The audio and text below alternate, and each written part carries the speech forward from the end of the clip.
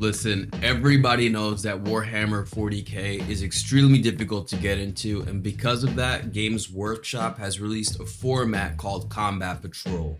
To play Combat Patrol, all you need to do is purchase a Combat Patrol box, build the models, paint them if you want, and then you can go out and play against your friends. In today's video, we're going to be doing a strategy guide for the Dark Angels Combat Patrol box, making sure that you're purchasing the box that you see right here so that you have the correct team. We're going to start off by going over the stats for each model. The first model we're going to go over is Chaplain Mordecai. If you're literally brand new to Warhammer, I would advise that you watch a video that goes over these stats.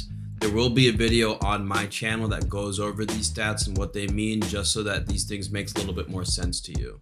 So Chaplain Mordecai has a 6-inch move. His toughness is 4. He has a 3-up save, which is generally normal for Space Marines. He has a 4-up invulnerable save. So at worst, you're always gonna have a 50% chance to block wounds from coming in. He has 4 wounds, which means he's pretty bulky. His ranged weapon, he has a Absolver bolt pistol that has the pistol keyword, so that while he's doing melee damage, you still have the opportunity to shoot. He has 1 shot, but most importantly, this is 2 damage, which is actually pretty powerful for a pistol. This Chaplain Mordecai is a model that you're definitely going to want to bring into melee combat and fight up close and personal, because he has 5 attacks on his melee weapon, strength 6, which is pretty good. This can deal damage to Terminators, and 2 damage apiece is pretty significant for his melee weapons. And he also has an ability called Litany of Hate, which reads, while this model is leading a unit, each time a model in that unit makes a melee attack, add 1 to the wound roll, which basically makes it more likely that you deal damage to your opponent's models, which is pretty good. So the models that you're going to attach the Chaplain to is going to be the Intercessor Squad. So the Chaplain's basically going to be the leader for the models we're going to go over right now, which is the Intercessor Squad. The Intercessor Squad has basic Marine stats, toughness 4, 3-up save, 2 wounds each, which is pretty nice. They do have a bolt pistol so that they can deal damage while they're in melee with the pistol, which is nice. But most importantly, they have the bolt rifle, which has a 24-inch range. And it also has the keyword heavy, which means that if you don't move and you keep your models in one spot, instead of you needing to roll a 3 to deal damage or to land a hit, you only need to roll a 2, which is pretty nice. That -1 AP makes it more difficult for your opponents to save themselves from those wounds, but they're only 1 damage each. The next group of models that we have here is the Inceptor Squad. The Inceptor Squad has an ability called Deep Strike, which means that on turn 2, you can place them on the battlefield 9 inches away from your opponent's models. For me, if I was to play this team, I would keep the Inceptor Squad on the battlefield on turn 1. Don't wait for turn 2 to Deep Strike them, just because you may miss out on an entire turn of shooting with your Inceptor Squad. They do have an 18-inch range of shooting, and they have 10 inches of movement, which is actually a lot of movement. They also have the assault keyword, so you can actually advance them. In other words, you can gain up to 16 inches of movement and still have the ability to shoot with your assault bolters. So do not deep strike these models, because you're basically just going to give your opponent a free turn of no damage from these guys. They also have sustained hits too, so if you were to roll a 6 when you're attacking with these dice, so you're going to roll 9 dice to attack with because you have 3 of these models, any 6s, you're going to add 2 more shots to that, which is pretty nice. And when you go to your wound roll, these are twin linked, you get to re-roll all of your wound rolls, which is really nice on these models. These don't have really good melee weapons. Keep these models away from melee, like actually physically move them away from getting into melee, because you're gonna miss out on getting these shots off. These are very good shooting models. Final model we have here is the Redemptor Dreadnought. Dude, this is a giant thing, dude. This is awesome. This is a lot of fun to play with, okay? You got an 8-inch move on this guy, 10 toughness, 2-up save, 12 wounds, which is pretty nice. Wow, he has a lot of ranged weapons. So we see the Icarus rocket pod, he has a plasma, a Gatling cannon, and a grenade launcher. Keeping in mind, new players, that you're going to get the opportunity to shoot with every single one of these weapons, which is going to be pretty devastating for your opponents. Making sure that you put your model, like when you're placing models on the battlefield when the game starts, make sure you put the Dreadnought there last, so that you can put him in a position where you can counter where your opponents are placing their models. So that way you get the most out of all of these shots. But just keep in mind that, the plasma and the rocket pod deals 2 damage for the rocket pod, 2 damage for the plasma minimum, which is pretty nice. So he's a really good way of destroying your opponent's Marines and infantry with 2 wounds. Like new players, you are actually asking your opponent, how many wounds does that model have? How many wounds does that model have?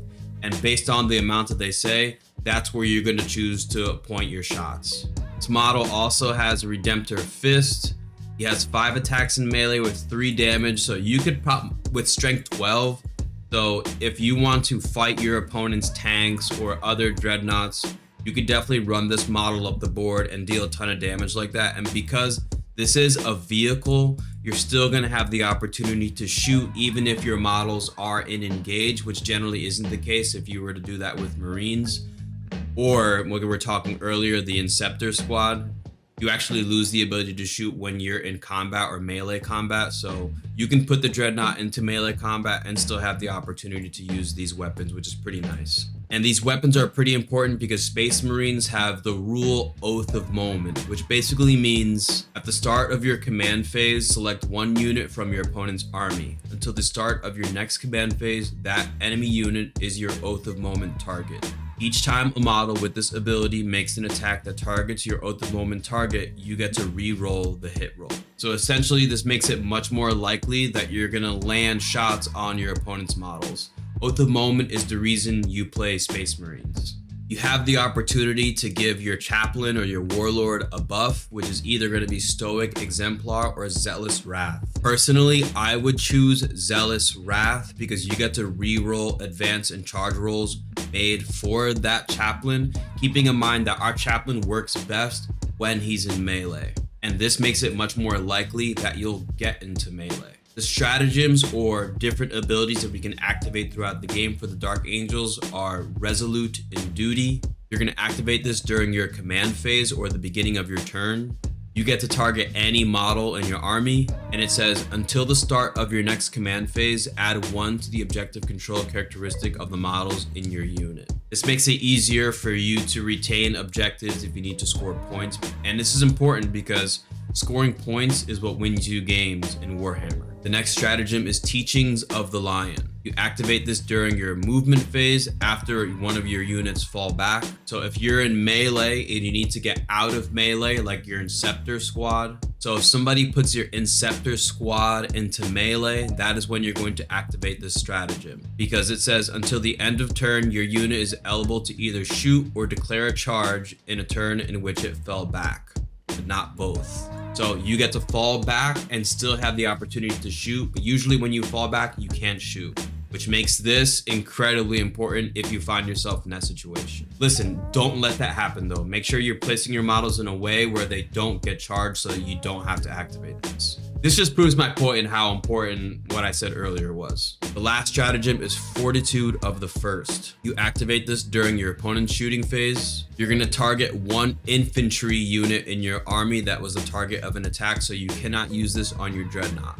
It reads, until the end of the phase, each time an attack targets your unit has the benefit of cover against that attack.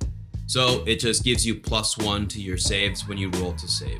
Now, every single combat patrol team gets 1 secondary objective. The one I recommend you take is called Endless Hunt. This says, from the second battle round onwards, at the end of your turn, you score 3 VP if an intercessor squad from your army that is not battle shocked is within range of an objective marker you control and which is not within your deployment zone. If that objective marker is within your opponent's deployment zone, you score 5 VP instead. Now, what you're basically going to be doing when you play this, because that's your secondary objective, when you start the game, what you're going to do is you're going to take your intercessor squad and you're going to push them forward so they have the opportunity to contest one of the objectives in the center of the battlefield. You're going to take the Inceptors and you're going to place them behind the intercessors. This is so that they can provide cover, so that as your opponent's models are moving up, you can shoot at them with the Inceptors. Also place the Dreadnought near the intercessors so that they can provide cover to the intercessors as well. Keep the Chaplain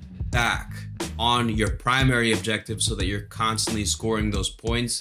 and only if you need to towards the end of the game, I would then move the chaplain up to then provide, remembering that the chaplain has the ability to reroll advanced rolls and reroll charge rolls. So at the end of the game, you need some extra melee damage, just remove your opponent's models from the battlefield. You're basically just gonna have your chaplain just running up the battlefield with this giant hammer, and you're just gonna whack somebody in the head at the end of the game just to score some extra points. But just keep in mind, like, use the chaplain just to defend your home objective, and use the other models on your team to protect the intercessors so that you're able to score on the endless hunt. Because depending on how far forward you get to push with your team, you get to score 5 VP. And I'm telling you, if you do that for maybe even just one round, you score on endless hunt on your opponent's objective in your opponent's deployment zone, there's a really good chance that you're gonna win the game. And that's gonna be it for the Dark Angels, guys. If you like this video, if you found any value in this video, you can like this video. And if you have a combat patrol team you would like to see a video like this made for, leave in the comment section below so I can go ahead and make that video for you, okay? I always say the same thing when I end these videos. Always remember, eat healthy, okay? Work out every single day. Most importantly, you guys gotta remember to believe in yourself, all right? Peace out, people.